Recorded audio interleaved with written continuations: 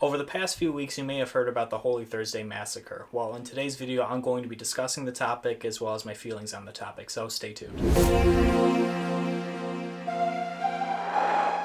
My name is Nick Pulaski. Growing up, I have always had a passion for wildlife, and with that passion, along with my passion of filmmaking, I get taken on some amazing adventures creating wildlife content, getting up close with a variety of incredible animals. So come follow along as I pursue my goals of educating, inspiring, exploring, and conserving wildlife, all while having fun, seeing the beauty in our natural world. Hey, what's going on, everybody? So today's video is going to be more of a raw, more touchy, sad topic, if you will. And honestly, it's our reality right now, and it's something that needs to be addressed continuously, and I'm so happy that it's been in mainstream media. Also really just happy that we're voicing our concerns about it and making our voices heard as well too. We've been making some phenomenal ground, and it's only just the beginning for this, that's for sure, and I don't want to let this topic die down. It shouldn't just be a trend. This is something that is very, very serious stuff. It's definitely stuff that is impactful not only for the people involved and the animals involved, also for just keepers in general. This is definitely a topic that's very important.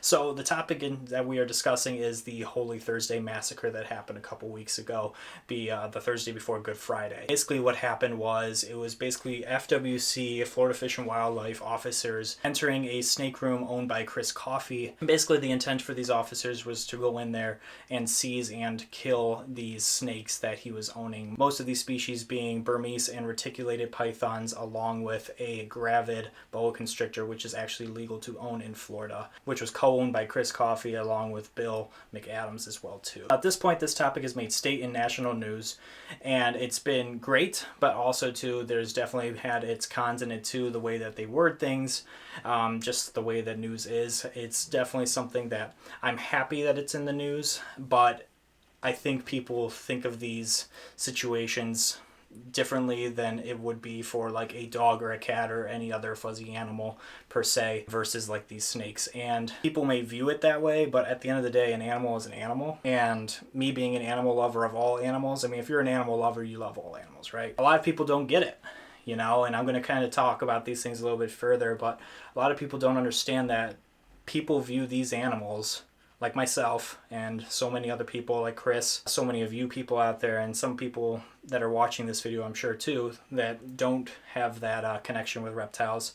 A lot of people view these animals as they would a dog or a cat, and they have that connection and bond with these animals. And no matter the animal, it's definitely a serious thing no matter what. So at this point, you may be wondering, why did this situation happen? And I'm just going to be briefing the situation. There are a ton of great videos out there and information, and the actual body cam and video footage from Chris himself, because he filmed the actual events going down. He set up a camera, and the officers were aware of that as well too. There are a bunch of great videos out there that are definitely more in depth than this video is going to be. So if you want to understand a little bit more in depth than what I'm going to go over, I definitely recommend you check out USARK and USARK Florida's pages, and check out their channels as well, going over the videos and topics about these as well. As there's a recent video out right now that goes further in depth by Camp Ken Harkin. He did a phenomenal job going over the topic, and it has the video clips in there too. Definitely discretion is advised. It's definitely some hard stuff to watch. I mean, it's not something that I would ever want to watch over and over again. It's very hard to see, but I mean, it's the reality. Like I said, you know, this is what we're facing. It's some scary stuff, but it's something that we have to put to bed early before this spreads and gets out of hand, because that's the last thing you would want to happen. And it's definitely something that is hard for me, you know. I mean, like I said, I'm a snake lover, animal lover, and it's definitely something that I could never imagine happening, you know. I mean, it's definitely someone's worst nightmare happening, and it's just it's cruel, it's wrong, you know. It's not something these officers, the intent that we want. I'm not someone that's against law enforcement, but these officers are meant to work with us, you know. That's all these people want in Florida, anywhere that has regulations on species like Burmese pythons, reticulated pythons, any big snakes, iguanas, so be it, whatever, tegus, not see any terrible things happen to them, their animals, and destroy their livelihoods, consider people that are great citizens criminals, all those things. We want to work with these officers. We don't want these problems to occur. There's good officers out there and there's bad officers, and unfortunately for this situation, bad officers are on the scene for this. So why this basically happened, let's talk about that. So Chris Coffey, he kept and bred a variety of morphs of reticulated and Burmese pythons. He did this for many years, and he shipped these animals out of state under the conditional species permit. So then a few years ago, when FWC tightened the laws, I would say, on the conditional species permit, making it from a conditional species permit to a prohibited species permit,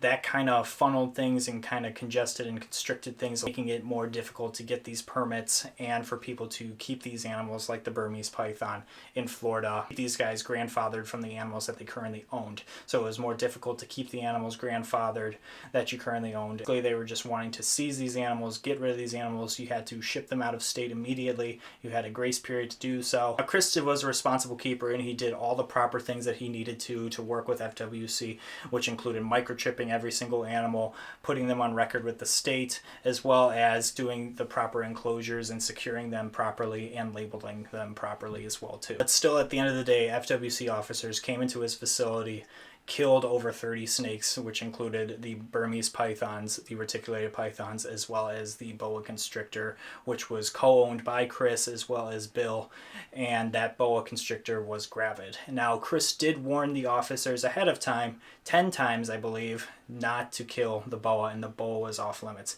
Now, the boa constrictor is legal to own in the state of Florida. Now, for those of you who don't know what gravid means, gravid basically means that the boa was pregnant. Now, it's not like a Burmese python or a python species that actually lays eggs. Boas instead will give live birth, so this boa constrictor was full of babies inside of her. So as things began, officers started pulling Burmese and reticulated pythons from their cages and started killing them with a bolt gun. Basically what the bolt gun does is basically they use it on the head of the snake and they shoot it right into the brain. Now, like I said, this is all seen on footage, body cam footage that was retrieved from Donnie over at Nerd. Chris, he had some video coverage of it as well too. It's all seen on camera when they're doing all this. They pull the boa constrictor out, they shoot it with the bolt gun, and immediately the officers are like, oh my gosh, we screwed up. This was the boa that he said leave alone, and we just killed it and we threw it to the side. And it's still moving in the corner, by the way. It's terrible. But yeah, it's just a horrific thing to see. Immediately they let Chris know, and Chris is beside himself. At this point, he's just in shock. He's in disbelief that they did that. He's angry at the officers as well too. He's telling them that he told them 10 times to leave that boa alone. That boa was totally fine. Boa was off limits, and still, I mean, it's just carelessness at the end of the day. I don't care what anyone else says about it. It's just total negligence and carelessness. That's kind of the briefing on this, and you still may be wondering, why were these snakes being killed? And I'm kind of questioning that at the end of the day too. A lot of us are questioning that because it doesn't seem like that's still the proper way to go about this situation. Chris was doing all he could to try to find answers in terms of his permits and trying to relocate the remainder of the snakes that he owned. At the end of the day, I don't understand why these animals were killed. FWC also put out a statement saying that they were coming in to euthanize invasive snakes. And in my opinion, that's just a senseless thing. Like I said, Chris was doing all that he could to remove the snakes and send them somewhere properly, and trying to get more time to do so for the other snakes, the more higher ticketed morphs, as you will, not the normal Burmese python looks. The morphs, like this right here, is a hypo Burmese python. Would not survive in the wild because of the colorations of this animal. I do believe these officers screwed up in killing these animals needlessly. Like I said, I think Chris was going through all the hurdles and trying to find answers to do all that he could legally to keep these snakes alive, and do all that he could to get these snakes to the proper homes out of state that he was trying to do. He just needed more time, and that's all he was asking for. But officers came in, and you can see him begging and pleading, trying to figure something out. But basically Chris's back was against the wall. Also, it's fair to mention too that they were discussing about killing these invasive species of pythons. And though Burmese pythons are found wild in Florida, there's no evidence citing that there are wild breeding populations of reticulated pythons in Florida. But that's also a big thing where they screwed up in their citing of words of discussing about these snakes and having to kill these snakes. So categorizing the species collectively is wrong. The first thing that I would say goes without saying is officer training needs to be improved upon. I mean, you need to be able to identify in the field any of these animals. As well as these officers, like I said, I believe that there are good officers as well as bad officers, but as far as the officers involved, I think they should be held accountable fully and truly for their actions during this whole process. I think it's absolutely horrendous and wrong what they did. As far as what we can do, I think it's important to focus and invest our energy reaching out to legislation professionally, especially professionally, and supporting USARK Florida as well as USARK amongst these issues.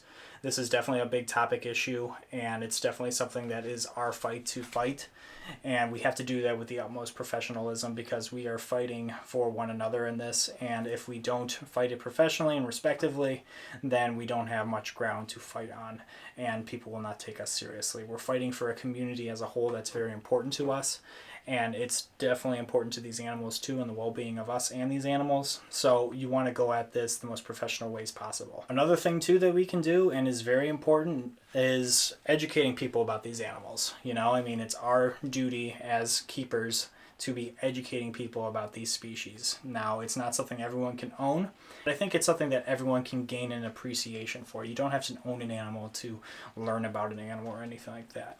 I think it's definitely something where it's important to teach people about these animals, why they're important, because they're no different, like I said, than a dog, cat, or any other fuzzy animal out there. So I think it's very important to have people gain a new appreciation and understanding to some degree even. I mean, we're not trying to force this on them, but it's not bad to learn something new, right? So I think that's also a very important thing and a great solution as well. And emotionally, this is a hard topic for me because I also feel for Chris. Unexpectedness of losing his animals, you know, I mean, in tragic ways and senseless ways, having these officers put these animals down, and even at the beginning, officers telling him to aid in the killing of these animals. And Chris essentially, after a few had to walk away. He could not fathom and do it anymore. I mean, like I said, people have a strong emotional connection to these animals. These are his pets. You know, these are his animals that he's owned and raised up.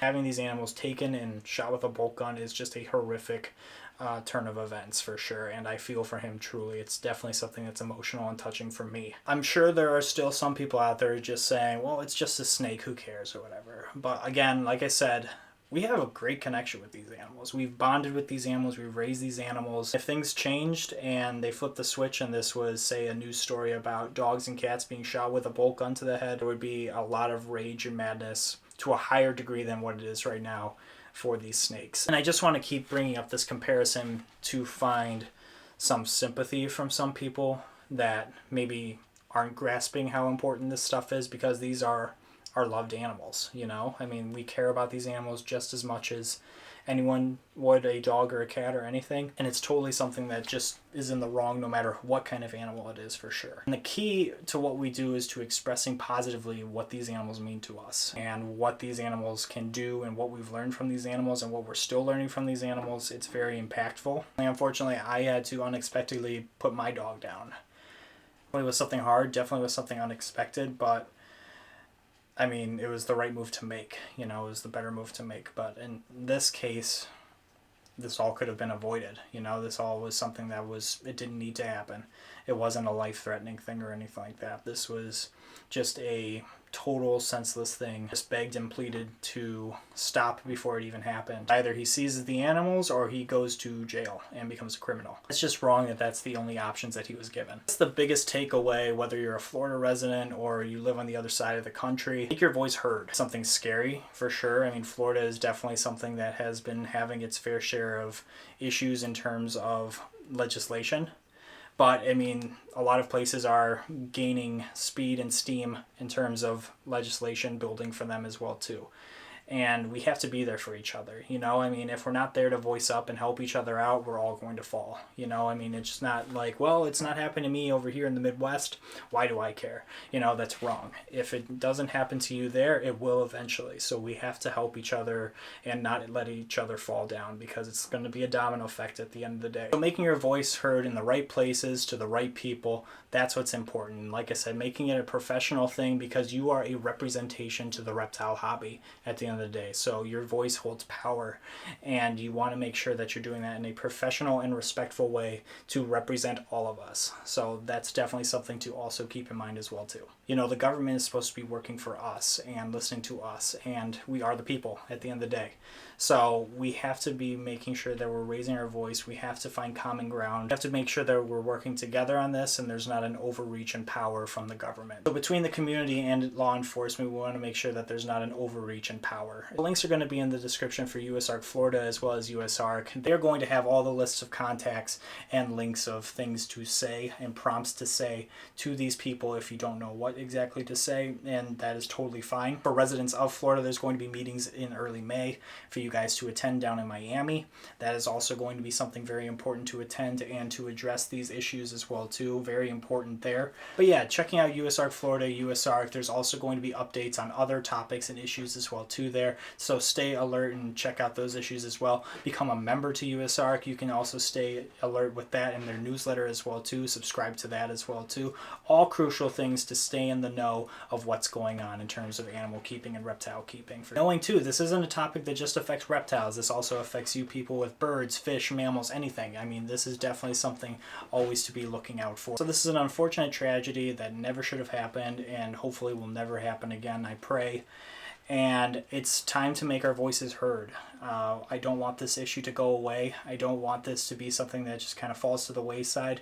We need to press on this. Make sure to stay updated and pressed on this issue professionally and reaching out to people that are in power that can do change for the better for the reptile community and people that are involved, because this is just outright senseless. This was a harder video to film, no doubt. Thank you guys so much for watching today's video. Like I said, links down below to USARK Florida and USARK. Definitely check them out. Make sure to also check me out on social media as well too. I'll be posting some updates there to stuff that USARK posts. Definitely check them out on their social media as well too. Also subscribe to their channel as well as my channel. I would greatly appreciate that, as well as hit that notification bell so you know when we upload. Thank you guys so much again for watching. I know it's not a pretty topic, but it's our reality, like I said. Like I said, guys, you represent the reptile hobby with your voices, and your voices hold power. So make sure when you're being vocal about these things, make sure you're doing it in a professional manner. That's for sure. Thank you guys again for watching, and until next time, we will see you guys soon. Take care.